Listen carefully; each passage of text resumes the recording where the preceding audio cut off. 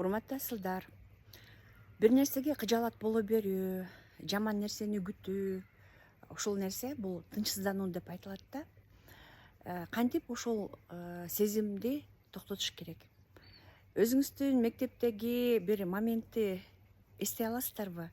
Мугалим журналды алып, анан ошол сөмөйү менен журналдарды ылдый алфавит боюнча кол менен жүргүзгөндө, ошол сабакка даяр болбогон убакта ошо окуучулардын жүрөгү түшүп, тер басып, жашынып, ошол партанын артына көрүнбөсө экен деп бирөөнүн артына жабышкан акыбалда, ошол абал азыркы турмушта дагы ошондой да, тынчсыздануу. Себеби дегенде караңыздар, балдар ошол убакта окуучулар эмне үчүн мен салыштырып атам? Өзүн мындай ыңгайсыз абалда ошол доскага чыгып, жооп бере албай, уят болуп калган, же болбосо өзүнө нааразы болуп калган моментти элестетет, коркуу сезимдер, дагы эки алып каламбы деген. Жашоодо деле ошондой. Адам ошол боло элек нерсени алдын ала элестетип, кыжаалат болуп, коркунуч сезимдер менен анан өзүн ошол коркуу сезимге алып келип, калтырак басып, тер басып, жүрөк түшкөн моменттер.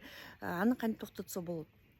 Мындай эле элестеткиле, биз боло элек нерсени ушул коркунучту мындай аябагандай чоң элестетет экенбиз да, боло элек нерсеге.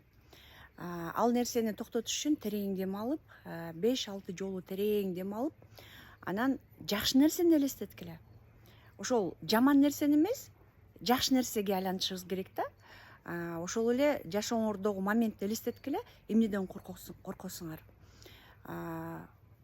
Эч кандай анын коркуп сезимдер менен алдырып, себеби дегенде биз коркуп атканда чынында эле биз өзүбүз ыңгайсыз, туура эмес чечимдерди чыгарып алат экенбиз. Ошол коркунуч, тынчсыздануу, кыжаалат болуу, жаман нерсени күтүү, ошонун баары тең биз өзүбүзгө тескерисинче ошол жаман нерсени алдын ала программалап алат экенбиз да. Ошондуктан ушул нерсени түшүнгөндөн кийин сиздер тескерисинче жакшы нерсени программалагыла. Анан көрөсүздөр, жакынкы 17 секундада бул алмашып баштайт, анан жакшы нерселер келип баштайт.